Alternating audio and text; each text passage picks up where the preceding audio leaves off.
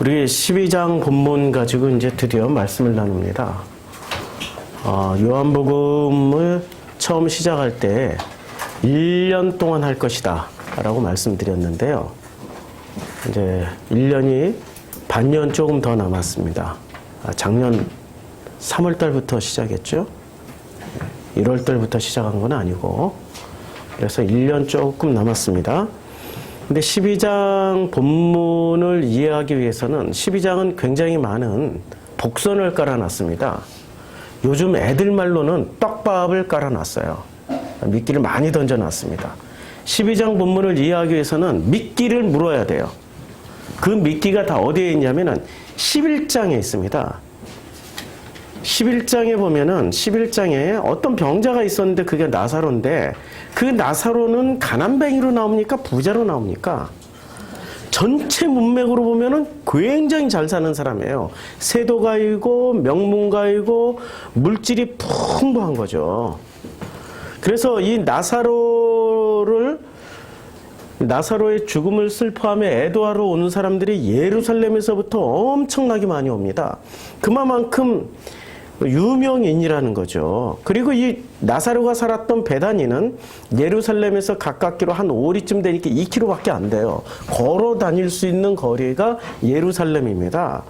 그래서 이 나사로의 죽음에 많은 사람들이 모여들었고, 그를 위로하고 조문하고 마리아의 자매들을 조문하고, 그래서 그 위로하던 이 유대인들이 굉장히 많이 있었다는 거죠. 그리고 이 유대인들이 예수께서 우는 것과 또 함께 온 유대인들이 우는 것을 보시고 심령의 비통이 여기사 예수께서, 그래서 예수께서 눈물도 흘리시고 예수께서 그를 얼마나 사랑하였는가 이러면서 비통이 여기시면서 나사로야 나오너라 했더니 나사로가 나왔습니다. 이게 전부 다 12장을 위한 떡밥이라는 거 아십니까? 미끼입니다. 왜 미끼냐? 12장의 키워드는 이걸 이해를 해야 됩니다. 12장에서는 부자냐 가난뱅이냐를 이해를 해야 해결할 수 있는 문제들이 많이 있습니다. 12장 굉장히 어려운 것 중에 하나가, 12장에는 원래 어려웠기 때문에 뭐라고 표현하고 있었냐면은 12장에서는 이사야 말씀을 인용을 합니다. 이사야 말씀을 인용하면서 눈으로 보아도 깨닫지 못하고 마음으로 봐도 깨닫지 못한다라고 말씀했습니다. 이게 40절에 나오거든요. 12장 40절에 보면은 보긴 보아도 깨닫지 못하고 듣긴 들어도 알지 못한다라는 이사야 말씀을 인용합니다. 그들은 눈을 멀게 하시고 그들의 마음을 완고하게 했습니다. 눈을 멀게 하고 마음을 완고하게 했어요. 이는 그들로 하여금 눈으로 보고 마음으로 깨닫고 돌이켜 내게 고침을 받지 못하게 만들려는 의도로 그렇게 하셨다라는 말씀입니다. 아니, 보긴 보아도 깨닫지 못하고 알지 못하고 지금 마음으로 이렇게 깨달으려고 해도 깨닫지 못한다. 이게 도대체 무슨 말씀이냐 이거죠. 이게 무슨 말씀이냐 이거죠. 우리는 이것을 1차원적, 좀 가난하게 해석하면은, 야, 그거는 43절에 그들은 사람의 영광을 하나님의 영광보다 더 사랑했기 때문에 그런 거 아니야? 너무 가난한 해석이에요. 본질을 못 찾아내고 있다니까요. 지금 12장에서는 무엇을 말하기 위해서 이렇게 11장에 깔아놨는지를 알지 못하는 거예요. 그러니까 표면적인 것만, 그들이 누굽니까? 유대인과 바리새인들 아니에요? 그들이 눈으로 봐도 보지 못하고 마음으로 들어도 깨닫지 못하는 까닭은 사람의 영광을 하나님의 영광보다 더 사랑했기 때문에 그런 거 아니야? 라고 이런 설교 엄청 많이 들었죠. 들었죠? 교회 안 다니셨나 봐. 엄청 많이 들었잖아요. 그렇죠? 근데 그게 가난한 해석이라는 거예요. 성경 본문을 제대로 이해를 하지 못한 결과로 이런 해석을 하는 거죠. 지금 12장 전체에 우리가 해석해내기 정말 힘든 장면들이 많이 나오는데, 그 중에 하나가 또 37절에 이렇게 많은 표적을 보여주는데도 이렇게 많은 표적을 그들 앞에서 행하셨으나 그들이 안 믿어요. 보통 하나만 보여줘도 홀라당 믿잖아요. 그렇게 많은 표적을 보여줬어요. 그렇게 많은 표적이 어떤 표적이었습니까? 11장부터 12장까지 보면 무슨 표적을 보여주셨어요? 죽은 사람 살렸잖아요. 이미 썩어서 냄새가 나는 사람이 배로 동여맨 채 나와서 그를 풀어놓아 다니게 하라 그랬더니 풀어놓아 다니는 결과가 있게 되었잖아요. 그런데도 이렇게 많은 표적을 보여줬는데도 안 믿어요. 그러면서 이 사람들이 또 뭐라고 고백을 하냐면은 34절에 수수께끼 같은 고백을 합니다. 이게 무리가 대답하되 그리스도가 영원히 계신다고 고백을 해요. 누가요? 유대인들이, 바리새인들이 어머나 이게 뭐야? 그리스도가 영원히 계신데 그리스도를 앞에다 두고 그런데 그리스도는 영원히 계신다라는 그 근거를 어디서 뽑아왔습니까? 율법에서 뽑아왔어요. 율법에서 말하기를 우리는 그 무리가 되고 우리는 율법에서 그리스도가 영원히 계신다함을 들었거늘 이라고 말을 해요. 그런데도 그리스도가 앞에 있는데도 안 믿어요. 왜 안 믿을까요? 지금 왜 안 믿을까? 눈으로 봐도 알지 못하고 마음으로 보아도 깨닫지 못하고 이렇게 많은 표적을 보여줘도 깨닫지 못하고 알지 못하고 그리스도는 영원히 계신다라고 믿으면서도 그리스도로 보면서도 그리스도가 아닌가벼 하고 있고 또 31절에 보면 이제 이 세상에 대한 심판이 이르렀으니 이 세상 임금이 쫓겨나리라. 그럼 도대체 이 세상의 임금이 누구냐 이거죠. 이 세상의 임금이 누굴까요? 지금 유대인들과 바리새인들이 생각하는 이 세상의 임금은 누구예요?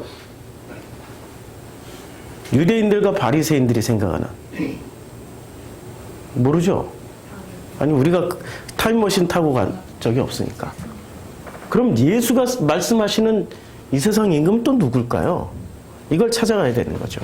이걸 다 이해를 하려면은 지금 요 부분, 요렇게 제가 말씀드린 요 부분을 다 이해를 하려면은 뭐를 이해를 해야 되냐? 부자냐, 가난뱅이냐라는 걸 이해를 해야 됩니다. 부자냐, 가난뱅이냐가 이해가 되어져야 요 지금 제가 말씀드린 이 구절구절에 대한 답을 한 방에 해결할 수 있어요. 그래서 11장에 나사로를 부자로 배치해놨습니까? 가난뱅이로 소개하고 있습니까? 부자로 소개하고 있어요.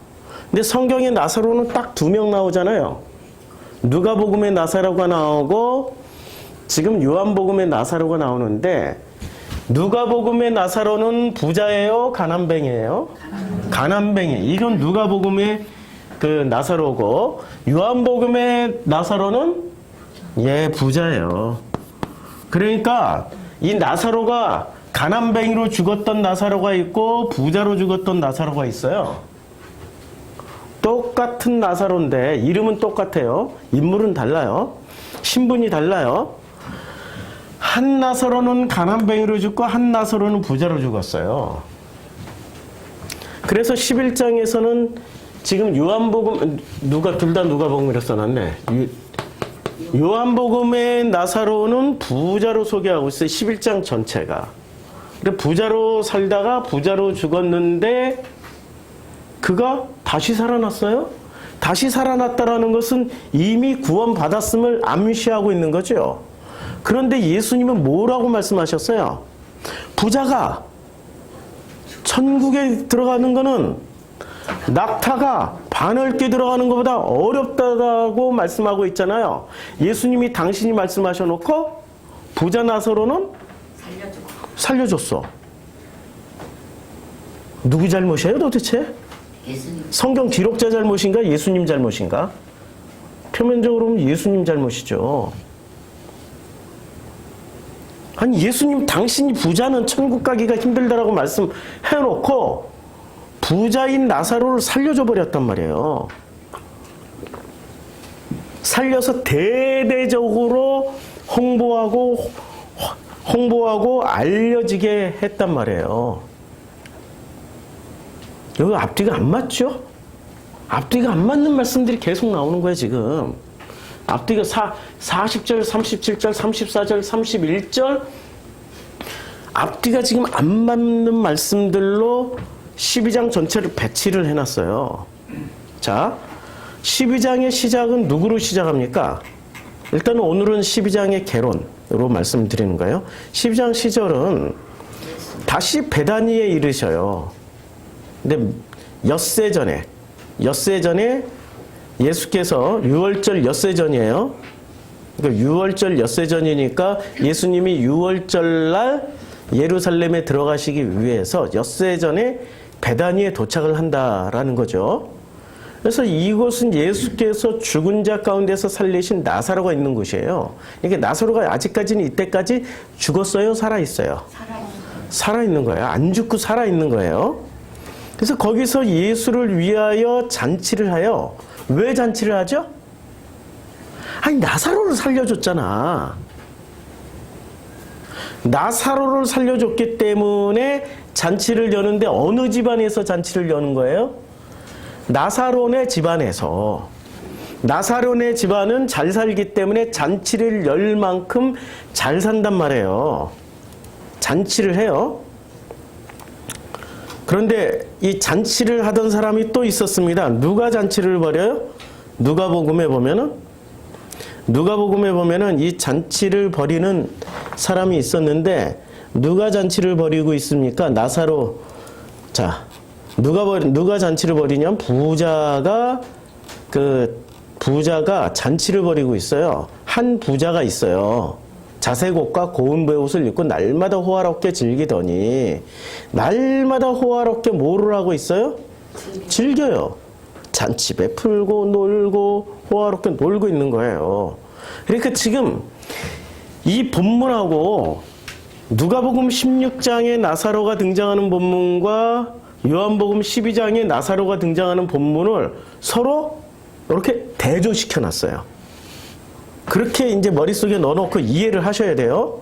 자, 요한복음 12장으로 다시 건너가서 이제 잔치를 벌여요. 근데 이 잔치를 벌이는 목적이 뭐예요? 우리 오빠 살려주신 예수님께 감사하는 잔치예요. 굉장히 좋은 잔치죠. 근데 마르다는 일을 하고 나사로는 예수와 함께 앉은 자 중에 있었어요. 그러니까 나사로가 누구와 함께 있었어요? 예수와 함께 있었어요. 이때까지 안 죽고 살아 있었어요. 그리고 나사로가 얼핏 생각해도 6일 동안 사람들이 다 찾아왔을 거 아니야. 기적, 죽은 사람이 살아났다고 했으니 나사로네 집에 아마 온 유대인들이 찾아와가지고 맨날 물어봤을 거야. 뭘 물어봤겠어요? 어떻게 살았어요? 아니 죽은 다음에 갔다 온 데가 어디냐? 3일 동안 어디 갔다 왔냐? 진짜 천국이 있냐? 그곳은 어디냐? 그것은 어떻게 되냐? 와, 궁금해 죽겠다. 미치겠다. 빨리 좀 알려달라. 천국이 있다면은 내가 진짜 우리 이때 유대인이니까 진짜 여호와 잘 믿고 나도 구원받자 막 이러고 이랬을 거 아니에요. 자, 그런데 이때 마리아가 들고 나오는 게 지극히 비싼 향유를 들고 나옵니다. 그러면 이게 마리아, 마르다, 나사로네 집안이 어떤 집안이라는 걸 다시 한번 확인시켜 주죠. 어떤 집안이에요? 부자야. 지극히 비싼 향유인데 그 순전한 나드 한 근을 가져다가 예수의 발에 탁 깨서 부어버리고 그의 발을 닦아요. 향유 냄새가 온 집안에 가득해요. 그게 얼마나 비싼 거냐면은 1년치 월급 다 모으면 살 수 있는 거예요. 예. 1년치 월급 다 모으면 살 수 있어요. 우리 벌써 여기서 1년치 월급이 서로 다르죠. 예, 서로 다르죠. 누구는 1년치 월급 다 모아봐야 못 사요. 근데 누구는 1년치 월급 다 모이면 2개 살 수 있어요. 우리 아내도 이렇게 서로 갈리지만 평균적으로 1년치 월급을 다 모으면 살 수 있는 굉장히 비싼 거예요. 향유라는 게. 그래서 이것을 탁 깨트리고 머리카락으로 그의 발을 닦는 행위를 보던 제자 중 하나인 가룟 유다가 말을 해요. 뭐라고 말을 하냐면은 이 향유를 어찌하여 300데나리온에 팔아, 굉장히 큰 돈이란 얘기예요. 가난한 자들에게 주지 아니하였느냐. 차라리 네가 부자면은 팔아서 가난한 자들에게 나눠주라고. 가난한 자들에게 나눠주라고 그랬죠. 그러니까 가난한 자가 등장을 해요. 그래서 이렇게 말하는 까닭은, 유다가 이렇게 말하는 까닭은 가난한 자들을 생각함이 아니고 그는 도둑이라, 돈깨를 맞고 거기 넣는 것을 훔쳐 가밀어라, 이렇게 말을 하고 있습니다. 여기서 지금 굉장히 중요한 대조를 해줘요. 누구와 누구가 등장해요? 부자와 누가? 가난한 사람이 나타나고, 그 다음에 이 부자와 도둑이 등장해요. 지금 6절에는 누가 등장해요? 여기 가난한 사람을 옹호하는 것처럼 보이지만 이게 도둑이고, 맞죠? 그리고 부자가 등장해요. 부자와 가난한 사람을 유다가 얘기를 했어요. 그런데 성경에서는 그는 가난한 사람들을 생각하는 게 아니고 도둑이야 라고 말을 하고 있어요. 그럼 여기서 부자와 가난이라는 개념을 지금 잘 보시면 11장에서부터 나사로는 어떻게 배치를 해놨습니까? 이렇게 복선을 깔아놨는데 11장에서부터 나사로는 부자야. 12장에 넘어오자마자 그 부자라는 증거물을 보여주잖아요. 300데나리온을 받을 수 있는 양의 그 고가의 향유를 팍 깨서 그걸로 예수의 발을 닦아준단 말이에요. 그러니까 누가복음 12장에 등장하는 나사로는 부자 나사로예요? 가난한 나사로예요? 부자 나사로가 등장하는 거죠. 그런데 이것을 지금 유다는 뭐라고 해석을 하고 있어요? 아니, 그걸 팔아서 가난한 자들에게 나눠주라고. 그랬더니 가난한 자들에게 나눠주라고 했던 그 유다를 뭐라고 얘기를 해요? 도둑이야. 이거 하나 써놓으니까 헷갈린다. 이렇게 써놔야지. 그 부를 가난한 사람들에게 나눠주라고. 그런데 가난한 사람들에게 나눠주라고 얘기했던 도둑이 바로 누구였어요? 유다였죠, 유다. 그래서 이 도둑이라는 단어를 한번 찾아보자고요. 이 도둑이라는 단어가 나오는데, 이 도둑이 클렙테스입니다. 근데 이 도둑이 어디에 쓰여졌냐면 마태복음부터 나오는데요. 자, 이 마태복음, 어머나, 이게 또 수독됐어요. 됐어요. 자, 이 도둑이 마태복음 6장 16, 19절에 등장하는데, 너희를 위하여 보물을 땅에 쌓아두지 말라. 거기는 좀과 동록이 해하여 도적이 구멍을 뚫고 도적질하느니라 할 때, 도적이라고 할 때 쓰여진 거예요. 그러면 너희를 위하여 보물을 땅에 쌓아두지 말라. 그렇죠? 땅에 쌓아둔 보물은 누가 훔쳐가요? 도적이 훔쳐가요. 이게 클렙테스예요. 클렙테스가 훔쳐가요. 마태복음 6장 20절에 오직 너희를 위하여 보물을 하늘에 쌓아두라. 보물은 어디다 쌓아두라고요? 하늘에 쌓아두라. 거기는 좀이나 동록이 하지 못하며 도적이, 클렙테스가 구멍을 뚫지도 못하고 도적질도 못해요. 그럼 이 도적은 어디 있는 건 훔쳐도 어디 있는 건 못 훔쳐요? 땅에 있는 건 훔쳐도 하늘에 있는 건 못 훔쳐가는 거죠. 그렇죠. 그러니까 그 재물은 어떤 재물이에요? 땅에 쌓는 재물이에요? 하늘에 쌓는 재물이에요?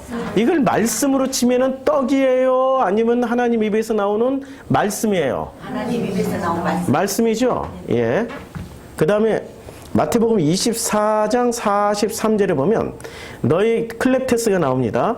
너희가 알지 못하니라 너희도 아는 바니 만일 집주인이 도적의 어느 경점이 올 줄 알았더라면은 깨어 있어 그 집을 뚫지 못하게 하였으리라.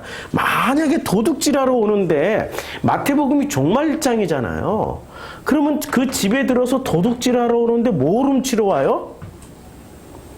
뭘 훔치러 오냐고요. 말씀 기본 하나님. 그렇죠. 예. 그러니까 하늘의 양식을 훔치러 오는 놈이죠. 이 놈은. 예, 그게 종말장이에요. 종말장에 나오는 이 종말에는 꼭 도둑질은 어떤 도둑이 등장해요? 종말에는 어떤 도둑이 등장하냐고요. 메시아라고 자기가. 예, 그렇죠. 이게 전체 맥락이 그거예요. 자기가 메시아가 여기 있고 그리스도가 여기 있고 그리스도가 저기 있다고 그래도 믿지 말라고 하는 거죠. 그렇죠? 그러면은 우리나라에 지금 현역 메시아로 활동하시는 분이 몇 분이나 계시죠? 많지. 많죠. 이만희, 정명서, 문선명 돌아가셨고 또 누가 있어요? 이재로 또 누가 있어요? 예, 감옥 다 대부분 우리나라 현역 예수들은 다 감옥 가셔요. 특징이 아직 안 가고 계신 분이 한 분 계셔. 이만희 그분은 땅의 권력이 센가 봐. 그치? 이게 지금 도둑 얘기가 그냥 이렇게 훔쳐가는 복면 쓰고 들어온 도둑이 아니고 이거는 영적인 도둑 얘기하는 거예요. 지금 쭉 살펴보니까 누가복음 12장 38절도 마찬가지예요. 너희 소유를 팔아 구제하며 낡아지지 아니하는 주머니를 만들라. 곧 하늘에 둔바 다함이 없는 보물이니 거기는 뭐도 없어요. 도적도 가까이 하는 일이 없어요. 하늘에다 쌓아놓는 거는 도둑질을 못해가. 근데 땅에다 쌓아놓는 건 훔쳐가. 그쵸? 자, 그러면 누가복음 12장 39절에도 너희도 아는 바니 집주인이 만일 도적이 어느 때에 올 줄 알았더라면은 그 집을 뚫지 못하게 하리라. 이 도둑이 어떤 도둑인지 알겠죠?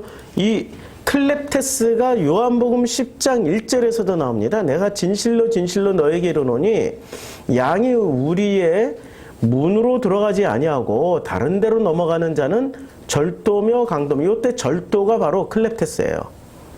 그러니까 양의 우리의 문으로 안 들어가고 이렇게 담 넘어서 들어가는 놈은 클렙테스, 도둑이에요. 그 다음에 10장 8절에도 요 클렙테스가 나옵니다. 나보다 먼저 온 자는 다 절도요. 여기 도둑이란 뜻이에요. 클렙테스. 그러니까 예수보다 먼저 오는 건 다 절도요, 강도라고 그랬어요. 그러면 10절에도 나와요. 10장 10절에도 도적이 오는 것은 도적질하고 죽이고 멸망시키는. 근데 이 도둑은 도둑질만 하는 것뿐만이 아니라 목적이 뭐예요? 죽이고 멸망시키는 거예요. 그러니까 땅의 양식을 뺏어가는 것처럼 보이지만 실제로 뭐를 뺏어가요? 요놈이? 하늘의 양식을 훔쳐먹으려고 그러는데 못 훔쳐가는 장소가 있죠. 어디다 쌓아놓으면 못 훔쳐가요? 하늘에다 쌓아놓으면 못 훔쳐가는 거죠. 자, 그러니까 요 도적이 이제 요한복음 12장 6절에 드디어 도적이 나오는데요. 그러면 유다에게 말을 하는 거예요. 이렇게 말하면 가난한 자들을 생각함이 아니라 그는 도둑이라, 클렙테스라. 요 놈은 지금 뭘 훔치고 있었어요? 돈꾀에 있는 돈을 훔쳤는데, 자, 돈꾀를 맞고 거기 넣는 것을 훔쳐가는데 실제로 이 클렙테스들은 지금 성경에 나오는 클렙테스를 다 찾아보니까 예외 없이 전부 다 뭘 훔치는 자들이었어요? 땅에 놓고. 예. 하늘의 것을 훔치려고 호시탐탐 하는데 하늘의 것은 보여요, 안 보여요? 안 보이니까 뭐만 훔쳐요? 땅에 있는 거. 땅에 있는 걸 훔치는 거예요. 자, 보세요. 그래서 40절이 이해가 되는 거죠. 40절. 12장 40절을 가보면 이거예요. 12장 40절에 그들의 눈을 멀게 했어요. 그럼 그들의 눈이 뭐예요, 도대체? 유다를 포함한 유대인들과 바리새인들의 눈을 멀게 해버렸어요. 눈이 머니까 훔쳐가야 되는데 이렇게 하늘의 것을 보니까 보여요, 안 보여요? 눈이 멀었으니까. 안 보여. 근데 뭐는 잘 보여? 땅의 것은 잘 보이지. 땅의 것은 잘 보여요. 그러니까 이들이 말을 하는 거는 땅의 것을 보고 말을 할 수 있을지는 몰라도 하늘의 것을 보고 말을 할 수가 없죠. 그러니까 그들은 누구 어떤 영광만 취해요? 땅에 있는 사람들의 영광만 취하고 하나님의 영광을 보지를 못하는 거예요. 그러니까 이게 안 보이니까, 하나님의 영광은 안 보이니까 사람들의 영광만을 더 사랑해버리는 거예요. 이해가 되죠? 지금 이게 12장 전체 내용의 핵심 역할을 하는 사람이 누구예요? 가룟 유다 도둑질하는 가룟 유다 역할을 하는 거예요. 가룟 유다예요. 근데 우리가 12장 본문 설교하면 항상 누가 주인공이에요? 마르다와 마리아가 있는데 마르다는 일을 냈고 마리아는 말씀 들었고. 여기는 그런 거 안 나와. 12장은 누가복음 나오는데 여기는 안 나와. 근데 성경을 너무 가난하게 읽어. 그냥 제대로 안 읽어요, 성경을. 제대로 안 읽고 어떻게 설교들을 하시는지 양심에 찔리지도 않나? 무섭지도 않나? 정말 죽은 나사로가 3일 동안 머물렀던 그곳에 가고 싶은, 정말로 가고 싶다면은 목회자는 다른 데 신경 쓸 게 아니에요. 설교자는 죽기 살기로 목숨 걸고 성경 읽고 성경 연구해야죠. 진짜. 그래야지 진짜 하늘의 양식을 먹여서 눈을 뜨게 해서 사람의 영광을 구하는 게 아니라 하나님의 영광을 보게 만들어줘야죠. 아멘. 그런데 돈만 보게 만들어. 돈꽤. 하늘에 있는 그 놀라운 부유한 재물은 못 보니까. 뭐만 봐요? 자기 눈앞에 있는 돈깨만 보고 돈깨에서 이렇게 슬쩍슬쩍 훔쳐가는 유다 같은 짓거리를 하고 계시다니까. 참으로 서글픈 일이죠. 그래서 그들의 눈을 멀게 하시고 심지어는 눈이 머니까 어떻게 돼요? 마음까지 완고하게 해버리셔요. 그러니까 어떤 일이 벌어집니까? 그들로 하여금 눈으로 보고 마음으로 깨닫고 돌이켜 고침받지 못하게 하려 해버린 거예요. 저주죠. 그러니까 눈으로 봐도 하나님의 영광은 안 보이고 뭐만 보여요? 하나님의 영광은 안 보이고 사람의 영광만 보이고 사람의 영광만 보이고 목깨만 보이고. 네, 하늘에 쌓아놓은 양식은 안 보이고 돈깨만 보이고 기가 막히죠 지금. 돈깨만 보이고 그리고 이렇게 많은 표적을 행해도 표적은 안 보이고 나사로만 보이고. 아니 지금 나사로만 본다니까요. 나사로만. 부자인 나사로. 예. 아니 왜 사람들이 이렇게 많이 왔겠어요. 진짜 누가복음 16장에 가난뱅이 나사로라면 이렇게 많이 왔을까요? 아니, 다시 살아났어도 믿어줄까요? 안 믿어준다니까. 안 믿어줘. 우리나라의 대표 상여이신 그 조용팔 회장님께서 죽었다가 다시 살아나. 그리고 온 세계 대서특필 될 거야. 근데 프로슈크마이 목사가 죽었다가 다시 살아나. 사람들이 검증할 거야. 진짜야? 사실이야? 그런 일이 있을까? 아이, 그럴 일 없어. 그렇지만 조용팔 목사님이 죽었다가 살아나면 역시 위대한 종이야. 예비가 돼 있어. 이미 창세전부터 다 예비가 돼 있어. 이러고 난리를 칠 거란 말이에요. 신분에 따라서.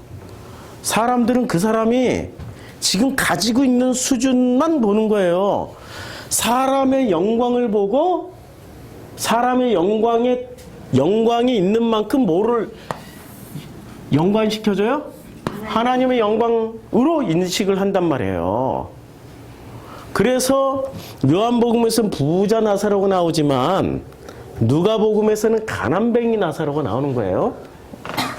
자, 그리고 또 그리스도는 영원히 계신다라고 말을 할 때 이 사람들이 지금 무엇을 보고 얘기를 해요? 영원히? 율법을 보고 말하죠. 그런데 이 사람들이 생각하는 율법은 하나님의 영광을 보면서 그 해석하는 율법입니까? 사람의 영광을 위해서 해석하는 율법입니까? 그러면 이 사람들은 어떤 그리스도를 기다리고 있어요? 사람의 영광을 위한 그리스도를 기다리고 있는 거죠. 그 뿌리가 얼마나 깊은지 사람의 영광을 구하는 메시아 그리스도를 기다리고 있었던 사람들 중에 제자들도 있었어요. 그래서 그들이 모였을 때 사도행전 1장 6절에 그들이 모였을 때 예수께서 여쭈어 이르되 이제 예수께 물어요. 그들이 누구예요? 예수의 제자들이죠. 사도행전 1장에는 예수가 부활승천 이제 하늘로 올라가시기 직전이니까 그 예수께 여쭈어 이르되 주께서 이스라엘 나라를 회복하심이 이때니까 라고 물었어요. 그것은 바로 그리스도는 영원히 계신다. 하지만 이 그리스도는 영원히 계신다를 어디서 뽑아낸 거예요? 율법에서 뽑아냈죠. 근데 그 율법은 어떤 관점에서 뽑아낸 거예요? 사람의 영광을 위해서 뽑아냈기 때문에 지금 뭐를 묻는 거예요? 안 죽고. 아니 이스라엘 나라를 회복하심이 이때니까라는 걸 물어본다니까요. 이스라엘의 왕으로. 이스라엘 눈에 보이는 이스라엘을 회복시켜 달라는 얘기잖아요. 지금 눈에 보이는 돈꾀 같은 눈에 보이는 이스라엘을 언제 회복시켜 줄 거냐? 요거 묻는 거 아니에요. 언제 독립시켜 줄 거냐? 우리가 도대체 로마로부터 언제 독립될 거냐? 이거 묻는 거 아니에요. 제자들마저도 아니 지금 이 사람들의 의식 수준이 보이는 거죠. 누가복음 아니 지금 요한복음 12장 전체에 나오는 사람들의 이 뇌 구조는 지금 어떤 상태로 고정이 돼 있어요? 땅에 고정돼 있어요. 모든 뇌 구정에 땅에 고정돼 있어요. 심지어는 예수의 제자들마저도 땅에 고정돼 있어. 그리고 하늘에 쌓아놓은 부도 안 보이고 하늘의 양식도 못 보고 전부 다 뭐만 봐요? 돈꾀만 봐요. 돈꾀만. 그 돈꾀를 보는 그 땅의 눈이 땅에 딱 고정되어 있는 그 상태에서 지금 12장에서 시작하자마자 12장 시작하자마자 누가 등장합니까? 마리아가 그 지극히 비싼 향유를 깨버려요. 그러면 이제 이때부터 사람들의 관심은 나사로에게 갈까요? 아니면은 저 향유에 가 있을까요? 향유 마리아에. 그렇죠? 관심이 갑자기 확 이동해버려요. 와, 야, 저거 1년치 향유를 깨가지고 예수의 발을 닦았대. 도대체 왜 저런 짓을 해? 뒤에서 한두 사람이 수근수근 했겠어요? 이 사람들은 지금 예수가 누군지를 못 보는 거야. 하나님의 영광을 못 보는 사람들이고 사람의 영광만을 보기 때문에 이 사람들이 지금 뭐만 보고 있는 거예요? 예수가 하나님의 영광을 가득히 받고 있다는 것을 보지 못하고 눈이 어디로 돌아가 예수를만 보고 순식간에 라드향으로. 네. 저렇게 비싼 향유를 왜 깼을까? 해서 이 수근수근거림이 그냥 이게 여론이 됐겠죠. 그 여론을 잠재우기 위해서 누가 말씀하세요? 가룟 유다가 말을 하는 거예요. 이 향유를 어찌하여 300데나리온에 팔아 가난한 자들에게 주지 아니하니까 라고 물어봐요. 가난한 이렇게 보면 굉장히 합리적이잖아요. 아니 1년치 품삯이면은 우리나라로 쳐도 몇 천만 원에서 제 친구들은 지금 철도청에 있는 친구들은 연봉이 다 억대예요. 아무도 안 놀라시네. 저도 계속 철도청에 있었으면은 억대 연봉을 받았을런지도 모르는데. 근데 일찌감치 주께서 저를 불러주셔서 억대 연봉을 포기하고 이러고 지금 실상은 제가 가난해 보이나? 저는 부유한 자가 된 거죠. 부유한 자로 살고 있어요. 그래서 이런 내용을 지금 성경은 눈으로 보고 마음으로도 깨닫지 못하고 사람의 영광보나 하나님의 영광을 보지 못하고 그 다음에 또 뭐라고 말씀하시냐면은 정말 놀랍게도 20절이 아니고 자 이제 생명에 대한 이 20절에 누가 등장하냐면 20절에 놀랍도록 우리가 헬라인 몇이 딱 등장해요. 왜 헬라인을 왜 등장시켰을까요? 아니 헬라인을 왜 등장시켰냐고 여기서. 아니 복음서에서 지금 헬라인이 등장해요. 복음서는 누구 얘기예요?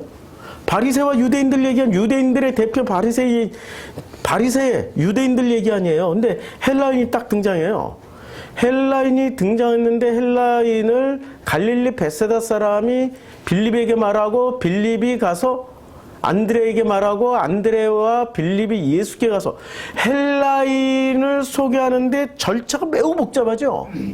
갈릴리 베세다 사람이 빌립에게 얘기하고 빌립이 안드레에게 얘기하고 안드레와 빌립이 가서 예수한테 얘기하는 거예요. 몇 단계를 거쳐서 가게 되는 거예요. 그만큼 헬라인들은 의심의 대상이었어요. 저것들이 지금 이 사람들은 무슨 생각을 하고 있냐면 사람의 영광을 보니까 예수를 뭐로 보고 있어요? 그리스도는 영원히 계시다. 이스라엘을 언제 회복하나이까? 우리의 독립의 투사요, 우리 민족의 영웅이시여. 이렇게 이해하고 있었어요. 이 좀 북한의 중앙방송은 좀 더 극적으로 하는데 그런 식의 느낌으로 예수를 이해하고 있었단 말이에요. 죽은 사람 살렸지. 엄청난 기적을 일으켰지. 그러니 이스라엘을 회복하실 위대한 사람의 영광으로 이스라엘을 영광스럽게 인도하실 그분이라고 생각하고 있었단 말이에요. 예수를. 그러니까 예수를 보통은 어떻게 소개해요? 헬라인들 오면은 나 예수 만나고 싶은데요? 그러면 그 베세다 사람들이 들어가서 예수님 여기 헬라인 이렇게 하는데 갑자기 예수를 만나러 하는데 뭐가 생겼어요? 과정과 절차가 생겨버린 거예요. 높아져 보니까. 그럼 누가 높여놨어요? 히브리 제자들이. 네, 제자들이 싹 높여놨어. 그러니까 예수는 졸지에 누가 됐어요? 이 세상 임금이 되어버린 거야. 세상에 임금. 졸지에 임금이 됐어요. 그치요? 자, 그런데 이 지금 헬라인이 등장하면서 예수가 뭐라고 말씀하시냐면은 예수는 있잖아요. 진실을 유대인들에게 말을 안 해. 주로 이방인들에게 말씀하세요. 못 알아듣니까. 예, 요한복음 4장에서는 사마리아인에게 말씀하시고요. 백부장이에게 말씀하시고 로마인인 백부장에게 말씀하시고요. 그렇죠? 그리고 데가볼리 지방에서 돼지떼에 귀신을 다 집어넣어 놓고 나서 데가볼리 사람들이 이렇게 놀라서 유대인들은 전혀 안 놀래. 유대인은 죽은 사람 살아나도 안 놀래. 그리고 누가 더 센 거예요? 데가볼리 사람, 돼지떼 귀신이 들어간 것만 가지고도 데가볼리 사람들은 너무 놀라가지고 이 지역을 떠나서서 이러는데 죽은 사람 살린 예수를 직접 목격한 유대인들은 예수를 어떻게 생각해요? 감당할 수 없나이다가 아니라 사람의 영광을, 이야, 이런 능력자는 이스라엘 회복시켜줄 거야. 우와! 우리가 그래서 이스라엘을 회복시켜주려니까 그 사이에 순식간에 뭐가 생겨버려요? 과정과 절차가 생겼어. 예수 만나러 왔다는데요. 갈릴리 베세다 사람들이 얘기하고 한 걸음 들어가. 제가 헬라인이에요. 그 다음에 안드레에게 또 가. 근데 안드레가 빌립에게 가. 빌립과 안드레가 예수한테 가. 와. 거의 왕을 아련하는 절차로 바뀌어요. 그때 예수께서 싹 다 그 말을 한 방에 이렇게 설명해 버립니다. 내가 진실로 너에게 이르노니 한 알의 밀이 땅에 떨어져 죽지 아니하면 한 알 그대로 있고 죽으면 많은 열매를 맺느니라.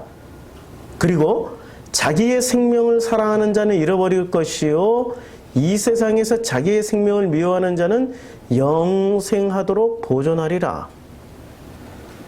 이 말씀을 어떻게 해석하겠어요? 내 생명을 미워해서 에이씨 내 생명 나 살기 싫어 하고 홀라당 죽어버리란 얘기예요? 그런 거 아니란 말이에요. 땅에 떨어져서 죽는다라는 게 뭘까? 땅에 떨어져서 죽어야 많은 열매를 맺는다라는데 이게 뭘까? 이게 전체 맥락 속에서 이해를 해야 되죠. 뭐가 죽어야 돼요? 사람의 영광을 보던 눈은 죽어야 돼. 사람의 영광을 보던 눈은 죽고 사람의 영광만 담아두던 마음은 죽어야 돼. 그렇지 않아요? 지금 본문이 이렇게 말씀하고 있단 말이에요. 이렇게 많은 표적 중에 나사로가 살아나니까 나사로한테 와 몰려들었다가 갑자기 그 비싼 돈 이꼴 향유 아니에요. 향유를 팍 깨트리니까 사람들이 나사로에서 어디로 이동을 해요? 돈으로 이동하잖아요. 돈으로. 이것도 죽어야 돼. 죽어야 많은 열매를 맺고 이걸 죽어야 자기의 생명, 이걸 사랑하는 자기의 생명을 미워해야 영생하도록 보존이 되는 거예요. 그리고 자기가 율법 안에서 뽑아냈던 율법을 보던 눈이 죽어야 돼. 율법에서 뽑아냈던 그리스도는 영원히 계신다라는 것을 어떻게 이해하고 있었어요? 이 그리스도는 어떤 일을 하신다라고 기대를 하고 있었어요? 언제 이 땅에 이스라엘을 회복시켜 줄 수 있나이까? 뭐 이런 이따위 생각하고 있는 게 죽어야 돼. 그런데 이 지금 헬라인들이 오니까 예수를 뭐로 만들어 놨어요? 왕, 세상. 그러면 예수를 세상 왕으로 믿고 있던 믿음은 어떻게 해야 돼요? 깨져야지. 깨져야죠. 그 믿음을 깨는데 제일 확실한 거는 십자가에 못 박혀 죽지. 그래서 왕이 죽어야 돼. 와, 이해가 되죠? 지금 이 12장 전체 내용이 이거예요, 지금. 12장 전체 내용이 이건데, 우리는 이런 식으로 해석을 안 해왔단 말이야, 이제까지. 부분에 집착했지, 전체를 보지를 못하고, 부분만 읽고, 부분만 움켜잡고, 할렐루야, 아멘, 믿음으로 갑니다 했더니 전부 다 무슨 영광만 구하고 갔어요? 그러니 영생을 얻을 수 있겠습니까? 영생 못 얻죠. 하나님의 영광을 보고 가야 하나님의 영광 안에 들어가는 거죠. 사람의 영광만 보고 갔으니 하나님의 영광을 우리가 보지도 못한 채, 배우지도 못한 채, 듣지도 못한 채 죽게 되었다. 그러면은 그렇게 해서 죽게 된 어느 성도가 하나님 앞에서 자기 항변을 하는 거예요. 아니 저는요 못 들었어. 모태신앙으로 태어난 교회가 상회에서 태어나가지고 회장님 설교만 들었는데 제가 어떻게 구분을 하고 들어갑니까? 들어보지를 못했는데 억울합니다. 그랬더니 소경이 소경을 인도하면 둘 다 구렁텅이에 빠져. 너 눈을 못 떴지? 마음의 눈도 못 떴잖아. 그러니까 그게 누구 책임이에요? 아버지 책임이 자기 책임이야. 자기 책임이지. 그거 소경이 소경을 따라가다가 둘 다 구렁텅이에 빠진 거는 아버지 책임이 아니라고 지금 주님이 복음서에서 말씀하셨단 말이에요. 누구 책임이에요? 자기 책임. 네 욕심으로 따라간 거야 그건. 너 욕심 때문에 네가 그분 따라가신 거 아니냐? 그러니까 뭐가 죽어야 돼? 결론적으로 이 전체는 무엇 때문에? 욕심. 그래서 욕심이 잉태한 지 죄를 낳고 죄가 장성한 지 사망을 낳게 되는 거예요. 이 모든 것은 욕심 때문에, 자기의 탐심 때문에 일어나는 거란 말입니다. 욕심 때문에 일어나니까. 자, 그래서 이것을 다시 설명을 해주는 거예요. 그러면 예수는 임금이에요? 메시아예요? 메시아지. 그런데 이 메시아도 어떻게 이해하고 있었어요? 유대 임금으로 이해하고 있었어요. 그러니까 임금이나 메시아나 똑같은 거야. 이 사람들 개념에는. 메시아로 와도 임금처럼 회복시켜줘야 돼. 누구를? 이 땅에 있는 이스라엘을. 지금 땅에 있는 이스라엘을 회복하러 세대주의자들이 어디로 가요? 백투 예루살렘으로 십자가 들고 가고 있잖아 지금. 아니 지금 요한복음 12장 본문에 나와 있던 그 유대인들의 모습을 지금 누가 똑같이 따라서 하고 있습니까? 지금 기독교인들이 똑같이 따라서 하고 있단 말이에요. 심지어는 그 우리나라의 대형 상회 있잖아요. 온누리 상회. 거기서 앞장서 가지고 백투 예루살렘을 진두지휘해서 가고 있다고. 그리고 그들은 자신들이 반드시 구원받을 거라고 믿고 있어. 아따 진짜 속상해요. 답답해 죽겠어요. 답답해 죽겠어요. 자, 그들이 왜 그 모양이 됐는지를 성경은 이걸로 설명해줘요. 부자냐 가난뱅이냐. 부자냐 가난뱅이냐. 여기 지우개가 떨어져서 이것을 싹 다 지우고 다시 설명할게요. 이게 왜 중요한 개념이냐면 왜 유다가 여기서 중요한 인물로 쓰여졌냐면 왜 돈꾀를 맡았고 그는 도둑이다라고 왜 그렇게 소개를 하고 있냐면 우리는 사람의 영광을 하나님의 영광보다 더 사랑하고 있었던 사람들이었어요. 그걸 성경이 분명하게 얘기해 주고 있단 말이에요. 자, 여기서 보면은 이제 잘 보면은 부자와 가난하다라는 단어가 나옵니다. 300데나리온에 팔아 가난한 자들에게 주지 아니하였느냐. 그리고 이렇게 말하면 가난한 자들을 생각하며 이렇게 나온단 말이에요. 자, 요 가난한 자들이란 단어가 뭐죠? 푸토코스죠. 자, 이 푸토코스, 가난한 사람 중에 가장 대표적인 사람이 누군지 아세요? 가난한 사람 중에 가장 대표적인 사람. 성경에 나와 있는 사람 중에 가장 가난한 사람. 대표 가난뱅이. 예? 예수님이요? 예수님은 속옷도 비싼 거 입고 있었어요. 예수님이 가난하지는 않아요. 예수님은. 예. 누가 대표 가난뱅이냐면 누가복음에 나오잖아요. 나사로죠. 예, 거지 나사로가 제일 가난뱅이에요. 자, 그래서 누가복음에 보면은 누가복음 예. 푸토코스가 누가복음 16장 20절에 나사로라 이름한 한 거지. 이 거지가 뭐예요? 가난한 사람이라고 말을 할 때 똑같은 가난인데 얘는 뭐로 번역을 했어요? 거지로 번역했어요.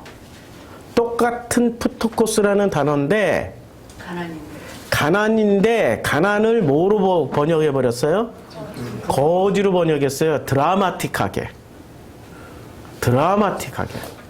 거지니까 구걸하지? 이렇게 생각해 버린 거야. 가난하니까 구걸하지? 라고 생각을 안 하고 직역을 안 하고 이분들께서 의역을 해버리셨어요. 그러니까 누가복음 16장 20절에서 등장한 나사로는 어떤 분이세요? 푸토코스. 가난하신 분이에요. 거지가 아니라 그냥 가난하신 분이에요. 그래서 이 가난하신 분이 어떤 일이 벌어집니까? 이 가난은 있잖아요. 심령이 가난한 자는 복이 있나니 천국이 저희 것이며 라고 말할 때 마태복음 5장 3절에 요때 가난이 푸토코스예요. 그러니까 가난의 벨트, 성경의 복음서에 나와 있는 예수님 말씀하시고 소개한 인물들 중에는 가난해야 어떻게 가요? 가난해야 천국을 가죠. 그치요? 그러니까 부자 나사로는 가난했기 때문에 어디 다녀왔어요?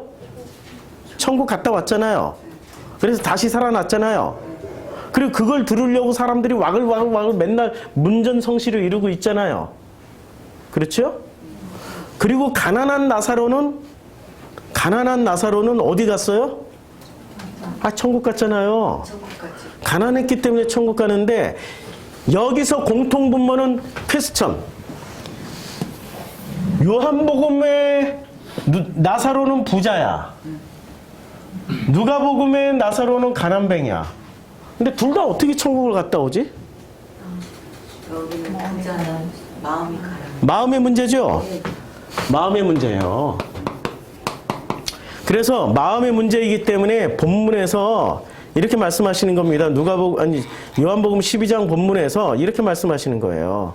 자, 12장 40절에 눈을 멀게 하시고, 눈을 멀게 했어요, 제일 먼저. 왜 멀게 하셨을까요? 마음을 완고하게 하시기 위해서. 그러니까 자, 순서가 이렇게 돼요. 눈, 마음.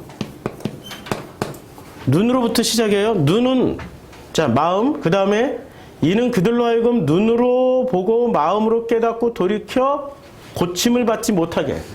눈으로 그 다음에 고침. 그러니까 순서가 어떻게 돼요? 눈으로 보고 마음으로 깨달아야 고침을 받을 수 있는 거죠.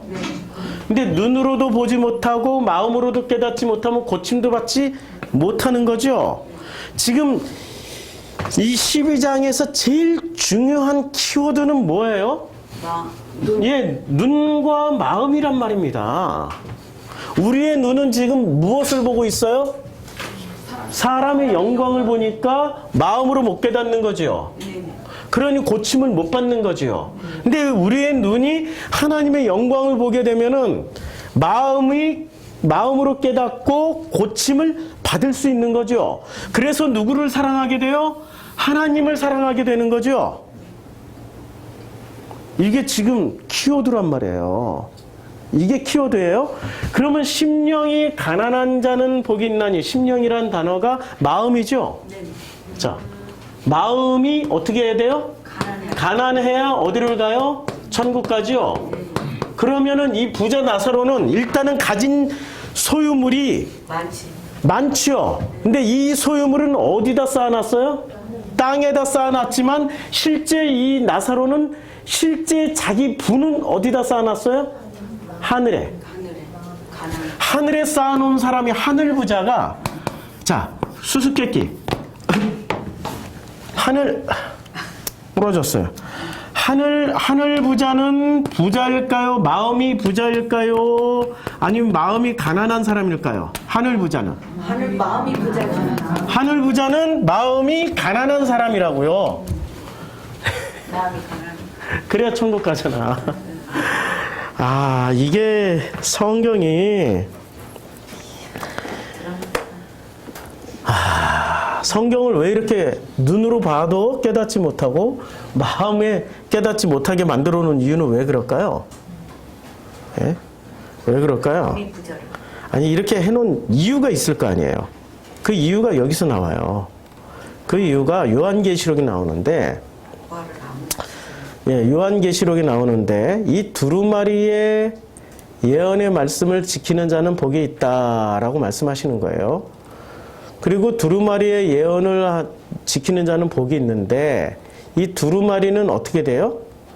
두루마리는 더하거나 빼면은 안 되는 거예요. 자, 만일 누구든지 이 두루마리의 예언의 말씀에서 제하여 버리면 하나님이 이 두루마리에 기록된 생명나무와 및 거룩한 성의 참여함을 제하여 버리리라. 자, 성경을 아주 성경의 저자들이 노골적으로 하나님의 영광을 보여주는 내용으로만 써놓으면은 성경을 어떻게 할까요? 아니, 예수님 당시에 유대인들은 어떻게 했을까요, 성경을? 예? 이 사람들이 속성상 보면은 자기네들의 필요에 따라서 예언의 말씀에서 더하거나 빼버려요. 아니, 인류 역사는 이렇게 해왔다니까. 더하거나 빼요. 더하거나 빼고, 빼거나 더하고 이래버려요. 이러니까 성경을 보긴 보아도 깨달지 못하고 보긴 보아도 보지 못하게 만들고 읽긴 읽어도 깨닫지 못해. 근데 누구만 깨닫게 해놨어요? 마음이 가난한 사람들만 깨닫게 했어요. 그래서 마음이 가난한 사람들은 말씀을 읽을 때마다 뭐를 누려요? 천국을 누리고 그 누리던 천국 그대로 어디로 가요? 영생을 누리는 거예요. 근데 성경을 통하여서 이게 천국을 누리지 못하고 성경을 통하여서 뭐만 누려요? 성경을 읽으면 읽을수록 눈이 밝아져가지고 하나님처럼 되어서 성경으로 뭐를 해? 두드러 패. 응? 두드러 패. 뭐로 패? 율법으로 두드러 패고 교리로 두드러 패고 막 두드러 패. 이런 사람은 죽어서 영생으로 가지만 이 사람이 가는 천국에 우리가 재수없게 갔어. 그러면은 영생토록 뭐를 해야 돼요? 그 사람하고 같이 있으면? 그 사람이 두드러 패는 거, 성경으로 두드러 패는 걸 영생토록 맞고 살아야 된다니까? 하던 습관 그대로? 누리는 거예요? 패는 거예요? 패는 거잖아요. 못 누린다니까요. 그걸 누림이라고 생각해. 자기가 패는 것을.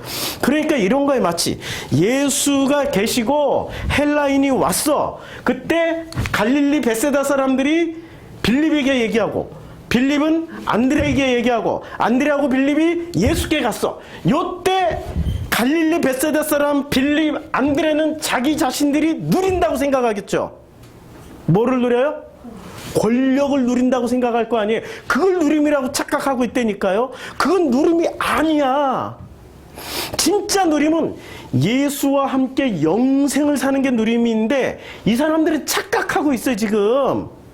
성경으로 두드러 패는 것, 이걸 누림이라고 생각하고 있어. 성경으로 패는 걸. 그건 누림이 아니라니까. 그냥 그거는 이 땅에 있는 습관의 어떤 과정 절차에 자기가 좀 더 성경 몇 번 더 읽었다고, 몇 분 더 읽었다고 행세하는 것에 불과한 거예요. 그렇게 영생으로 들어가면은 나머지 사람들은 성경으로 두드러 팼는데 재수없게 성경으로 두드러 패던 사람보다 1000배는 더 두드러 패고 1000배는 더 성경 읽고 온 사람이 있어. 그러면 이렇게 두드러 패던 사람은 그 사람 만날 때마다 어떻게 돼요? 두드러 맞죠? 여기가 천국일까 지옥일까? 지옥이지. 무르나 마나 거기 지옥이죠. 힘들어. 그쵸? 무르나 마나 지옥이에요. 우리 그러고 살았단 말이야. 남이 아니라 내가 그러고 살았어요. 자, 그런데 이 프토코스는 지금 심령이, 마음이 가난한 사람들은 실제로 천국에서는 뭐예요? 마음이 부요해. 야, 부자들은 이게 꼭 비유가 별로 안 좋은데 죄송하지만, 만약에 이제 저 재벌들 말고요. 재벌들 말고 나한테 한 1조만 생기면은 제가 너그러워질까요? 아니면 1조를 지키기 위해서 불독이 될까요? 막 오모 왕왕왕왕 짚고 물어뜯고 얘 훔쳐갈까봐 막 불독이 세파트가 될까요? 너그럽고 여유롭게 하나님 나라를 위해서 몽땅 다 써버릴까요? 네, 몽땅 다 써. 한번 갖다 주시자고. 이게 사람이 정말로 심령이 가난한 사람에게 하나님이 무언가를 부어주시면은 너그러워져요. 근데 심령이 가난하지 않은 사람들에게 뭔가가 부어주시면 어떻게 돼요?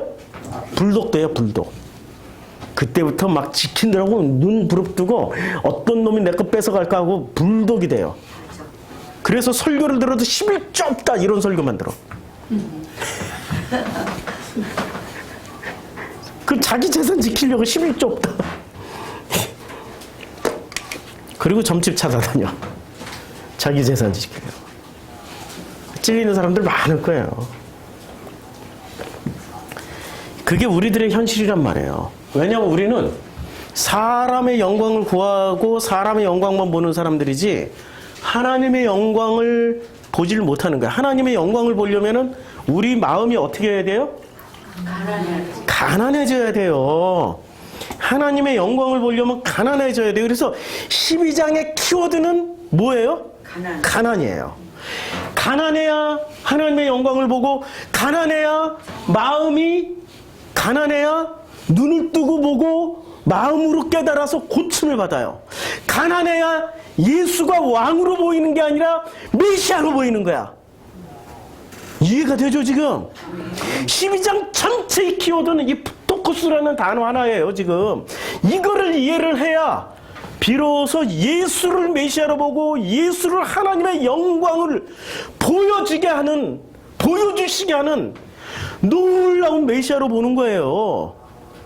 그런데 이것을 전부 다 가난을 어떤 식으로 이해하고 있었냐면은 유다식으로 이해하고 있었어요.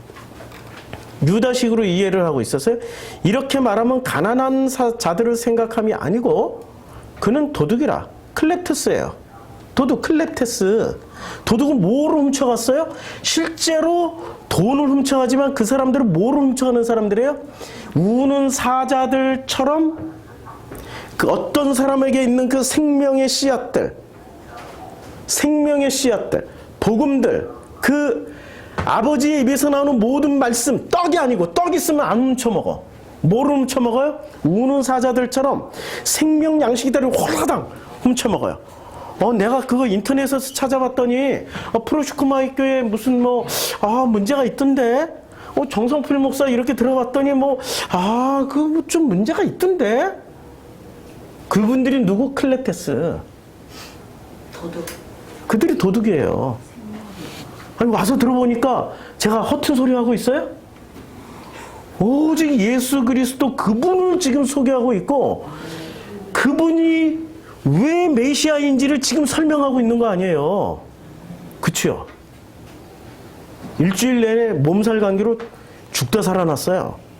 근데 희한하게 여기만 있으면은 제가 시체말로 신들려서 하는지 모르겠는데 이렇게 하고 나면 또 내려가면 거의 그냥 홍알홍알 죽어가요. 근데 집에 그냥 바로 가면은 밥을 못 먹으니까 여기서 밥을 먹고 가야 돼. 밥을 먹고 가서 오늘 또 좀 좀 그래야 될 것 같아. 지금 컨디션이 굉장히 안 좋아요. 근데 이렇게 하는 까닭이 뭐죠, 제가? 복음은 생명을 눈을 뜨게 해서 마음으로 깨달아 고침받게 하기 위한 거예요. 고침받아야 어떻게 돼요? 땅에 떨어져서 죽는 것에 대한 가치를 알게 되고 생명을 자기 목숨을 사랑하는 것이 아니라 오히려 자기가 사랑했던 것과 함께 죽는 것에 대한 가치를 알게 돼요. 그게 고침받는 거예요. 그게 지금 이사야 말씀을 인용하신 내용이 이 마음이 가난하다라는 것 하나 깨달으면 다 이해가 되는 말씀이에요. 다 걸려 있다고, 다 걸려 있어.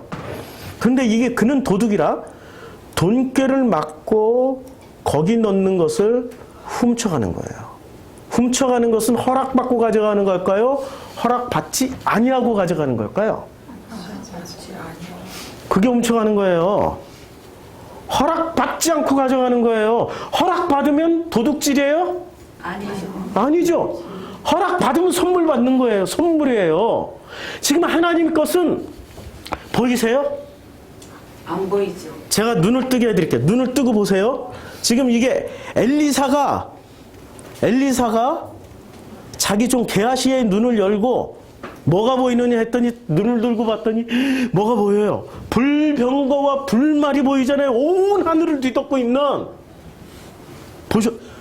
게하시도 봤어요? 게하시보단 낫죠? 게하시보단 분명히 나아요? 지금 온 우리 주변의 모든 것을 덮고 있는 하나님의 선물이 보이세요? 보이시냐고요? 보이셔야죠. 그 하나님의 선물을 보셨으면 이제 어떻게 받아야 돼요? 훔쳐가는 방법이 있고 허락받고 가져가는 방법이 있어요. 어느 방법을 취하시겠어요? 그럼 훔쳐가는 사람들은 어떻게 훔쳐갈까요? 몰래. 아니, 몰래 안 훔쳐가요. 어떻게 훔쳐가요? 어떻게 훔쳐가냐고요? 아니, 그렇게 그 시절 살아왔잖아요. 지금 순복음상에 다니셨잖아요. 어떻게 훔쳐가요? 그럴싸하게 해갖고 말을 꾸며서. 거래하잖아요. 거래. 확 굶어버려요. 응? 40일 동안 확 굶고 내 목숨 걸고, 안 주시면 내가 그냥 굶어 죽어버릴게. 주세요! 막 이러고 산에 가서 기도하잖아요. 아우, 이렇게 하니까 내가 무서워. 나도 이렇게 살았어. 나도 이러고 살았어. 그게 훔쳐가는 거예요. 허락해달라고 말은 하지만은 실제로는 그게 도둑이요, 강도요, 절도가 되는 거예요. 그게 순종이 아니란 말이에요. 순종은 모든 상황과 조건을 내가 원하지 않는 상황과 조건이 발생하더라도 내가 나의 정말 마음에 안 들어. 이렇게 가다가 나 죽을 것 같아. 이렇게 가다가는 진짜 망가질 것 같아. 그럼에도 불구하고 아멘. 제 눈은 사람의 영광을 보는 것이 아니라 아버지의 영광을 보옵나이다. 내 눈은 돈꾀를 보는 것이 아니라 아버지를 지금 보고 있나이다. 내 마음은 아버지를 보고 있나이다. 나를 고쳐주시는 이 과정으로 인도하여 주심에 감사드립니다. 아멘. 그게 선물 받는 거예요. 그게 도둑질하지 않는 거예요. 그게 허락받는 거예요. 이해가 되세요?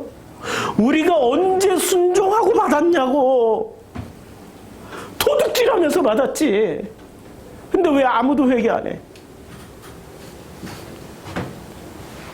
내 눈은 하나님의 영광을 보는 눈이 되어야 되는 거예요. 그렇게 되기 위해서는 마음이 가난해져야 되는데, 그런데 유다는 왜 마음이 가난해지지 못했을까요? 여기 놀라운 게 숨겨져 있어요. 가난한 자들에게 나눠줬으면 좋겠다라는 마음이 들어가 있는 거예요. 지금 예수의 제자란 말이에요. 다른 사람이 이렇게 얘기했다면은 충분히 이해가 돼. 유대인이나 바리새인들이 이렇게 얘기했다면 충분히 이해가 돼요. 그런데 예수의 제자 중에 돈꾀를 맡을 정도로 예수가 신뢰를 하고 있었던 이 제자가 지금 뭐라고 얘기를 해요? 가난한 자들에게 팔아 나눠줘. 300데나리온에 팔아서 가난한 자들에게 주어야 된다라고 말할 때, 요때 가난한 자들은 심령이 푸토코스, 가난한 사람이 아니라 실제로 사람의 영광을 보는 사람들이 느끼는 가난이에요. 그러면 이 유다의 머릿속에는 순종이 들어가 있습니까? 이데올로기가 들어가 있습니까? 이데올로기가 들어가 있어요. 그것을 제가 요한복음 시작할 때마다 계속 얘기했는데, 그게 관념이에요. 관념. 이 관념은 뭐냐? 관념은 이거예요. 과신이라는 게 좀 어려운 말인데, 확실한 신념은 진실을 가려요. 확실한 신념은 진실을 가려요. 지금 유다는 이게 나는을 전부 다 유다로 바꿔버릴게요. 유다는 정말로 믿었어요. 자기는 이제까지 유대인들, 바리새인들, 자기의 선생, 스승들에게 아버지로부터, 어머니로부터, 동네 사람들로부터 무엇을 선택해서 들었어요? 정직하게 살아야 돼, 바르게 살아야 돼, 가난한 사람을 도와야 돼. 그래서 예수를 따라다녔던 목적이 뭐였어요? 하나님의 영광을 보옵나이다를 위해서 따라다닌 게 아니라 사람의 영광을 위해서 지금 따라다닌 거예요. 어느 날 유다는 고개를 끄덕끄덕하면, 이제 베드로의 얘기네. 갑자기 베드로는 바꿀 수가 없어. 이거 못 맥사. 어느 날 베드로는 고개를 끄덕거리면서 이렇게 말씀을 한 거죠. 내가 그렇게 확실하게 신념을 가지고 있다가 예수를 저주했어. 나 살겠다고. 그래서 나는 나를 확실하게 믿질 않아. 근데 유다는 지금 자기 자신을 어떻게 했어요? 확실하게 믿고 있죠. 무엇을 보고? 사람의 영광을 보고. 그래서 그 돈꾀를 훔쳐서 뭐를 했어요? 자기를 위해서 썼어요? 가난한 사람을 위해서 썼어요? 자기를 위해서 썼지. 가난한 사람을 위해서 썼죠. 지금 문맥상 보면은. 그쵸? 자기를 위해서 썼으면은 한마디 더 붙었을 거야. 이는 자기 자신을 위해서 썼더라. 그래서 왕이 누구로 바뀌어요? 자기 자신을 위해서 썼으면? 왕이 이 세상 임금이 누구로 바뀌어요? 자기로. 그렇죠. 그러니까 이게 기가 막힌 장치에 지금 요한복음 12장은 항상 훔쳐가지고 돈을 훔쳐서 누구를 위해서 썼어요? 가난한 사람들을 썼어요. 가난한 사람들을 위해서. 그러니까 확신 있게 얘기를 하는 거죠. 그동안에 그 짓 했다는 거예요. 확실한 과신은 확실하게 믿는 그리고 그것을 지나치게 믿는 과신은 단지 불안을 해소하기 위한 100가지 방법 중에 하나에 불과한 거예요. 진심은 우리들에게 과한 신념을 요구하지 않아요. 그냥 진실을 요구하는 거예요. 진심은 진실을 요구하는 거예요. 그래서 나의 진심은 여기 있어요. 내가 살기 위해서라면 나는 반드시 예수를 저주할 것이다. 예수가 이거 알까요, 모를까요? 알죠. 아니까 베드로 너 나 3번 배신할 거야. 얘기 다 하고 이미 용서해버렸어. 아시죠? 이미 다 용서하셨다니까 진심을 말하면 다 용서를 하세요. 예수 앞에 진심으로 말씀하시면 이미 다 용서하세요. 아니 내가 말을 안 해도 돼. 주님이 말씀하셔. 너 나 3번 배신할 거야. 다 굴기 전에 3번 배신할 거야. 저는 아닌데요? 아닌데요? 그럴 필요 없어요. 배신할 거라면 배신한 거야. 안 했어도 이미 한 거야. 히브리어 문법에 그냥 이미 완료로 해버린 거야. 완료로 쓰신 거야. 그럼 나 배신한 거야. 안 했는데 완료형으로 써버리면 완료된 거야. 예수 대 베드로의 지금 그 말씀이 그런 말씀이었어요. 근데 베드로는 자기가 아직 저지르지 않았으니까 아니라고. 절대 아니라고. 진짜로 아니라고. 그랬지만 어떻게 됐어요? 그리고는 통곡할 것이다. 현실 앞에서는 끊임없이 비열한 나를 보면서. 그렇죠? 우리는 지금 과신하고 있어요. 우리는 지금 유다하고 다르다고, 바리새인하고 다르다고, 이때 있는 이 유대인들하고 다르다고 똑같아요. 똑같다니까요. 다만 다 똑같은데 뭐만 달라요? 마음이 가난하냐 부요하냐. 부요한 마음으로 살고 계십니까? 가난한 마음으로 살고 계십니까? 가난해야 비로소 내 눈은 주님의 영광을 봅니다. 가난해야 비로소 내 마음은 하나님의 영광을 보면서 하나님을 사랑하게 되는 겁니다. 가난해야 내 눈은 하나님의 영광을 보고 마음은 하나님의 영광을 보고 그래서 고침을 받게 됩니다. 고침받은 사람은 주시옵소서가 아니라 이 모든 상황이 아버지의 영광을 위함입니다. 그래서 요한복음 11장에 나사로가 죽은 까닭은 하나님의 영광을 위함입니다. 요한복음 9장에 소경이 눈을 뜬 것도 하나님의 영광을 위함입니다. 12장을 위해서 이렇게 달려오는 거예요. 우리의 마음으로 무엇을 보고 계십니까? 이제 돈꾀를 보고 있다면 그 돈꾀를 통하여서 다른 사람을 어떻게 도울까를 보는 게 아니라 그 돈꾀를 맡았으면 하나님의 영광을 봐야 되는 겁니다. 성경을 읽었으면 성경의 율법을 통하여서 메시아를 찾는 게 아니라 그리스도를 찾는 게 아니라 이제는 그 말씀이 내 눈에 보이나이다. 이제는 그 말씀이 내 마음을 움직이고 내 마음 가운데서 살아서 역사를 하나이다. 내 마음이 고침을 받나이다. 고침을 받고 났더니 가난해져서 아버지의 영광을 보옵나이다. 아버지의 영광을 보시는 우리 성도님들이 되기를 주님의 이름으로 축원합니다. 기도하겠습니다. 내 눈은 아버지의 영광을 보나이다.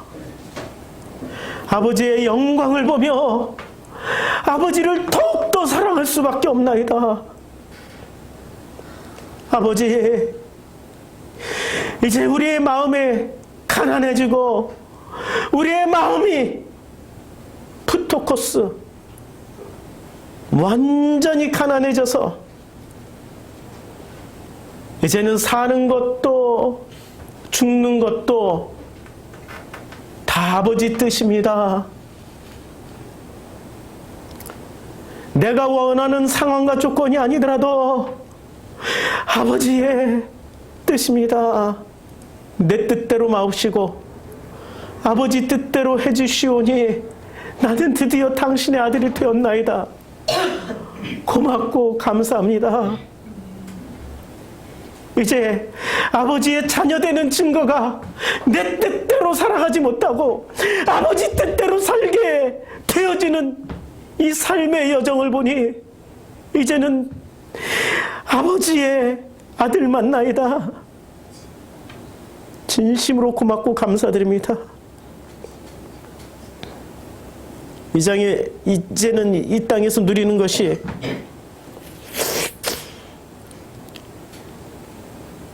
헬라인을 예수께 데려갔던 그 과정과 절차가 아니라 이제는 하나님께서 준비해 주신 그 모든 삶의 선물들을 하나도 놓치지 않고 다 받아 누리는 것이 이제는 이 땅에서 우리가 아버지의 영광을 체험하면서 가는 길입니다. 축복하여 주시옵소서. 예수님의 이름으로 기도드렸습니다. 아멘.